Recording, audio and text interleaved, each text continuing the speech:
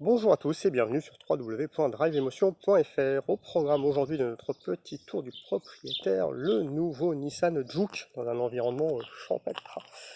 Ce nouveau Juke, alors une des stars du segment, des petits crossovers, alors avec un design qui avait un petit peu révolutionné la catégorie, enfin un peu créé la catégorie tout court.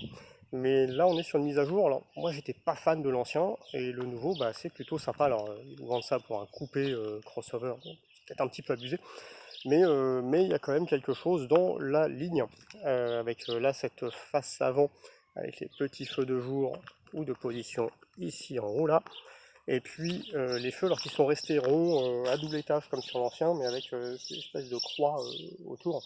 C'est vraiment chouette, c'est sympa, c'est bien designé, la face avant c'est bien modernisé, le profil aussi, il y a beaucoup moins de rondeur que ce qu'il y avait avant.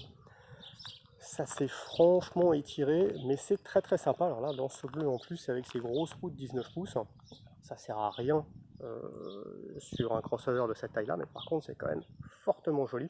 Et puis, à vrai dire, quand on la voit comme ça lui donne un petit côté concept car, clairement.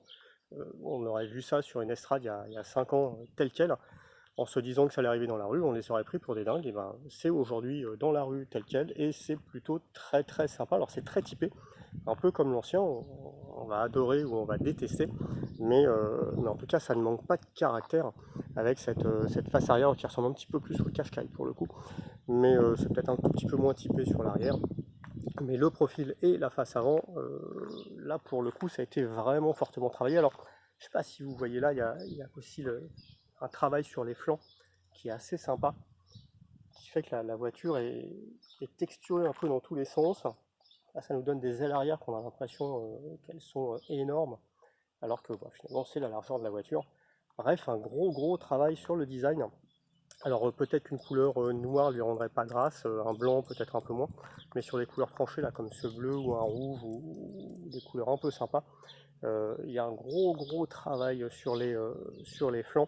Et puis cette ligne de toit là qui retombe sur l'arrière, c'est vraiment, ouais, une fois de plus, nous on trouve ça réussi, bien plus que l'ancienne d'ailleurs. Après je peux comprendre que certains d'entre vous ne soient pas amateurs parce que c'est très typé. C'est un parti pris, on ne va pas critiquer un constructeur pour avoir poussé son design au maximum, mais voilà, c'est très particulier. Et puis ça sort du lot commun des petits crossovers de cette catégorie, et ça vous donne un look un petit peu différent.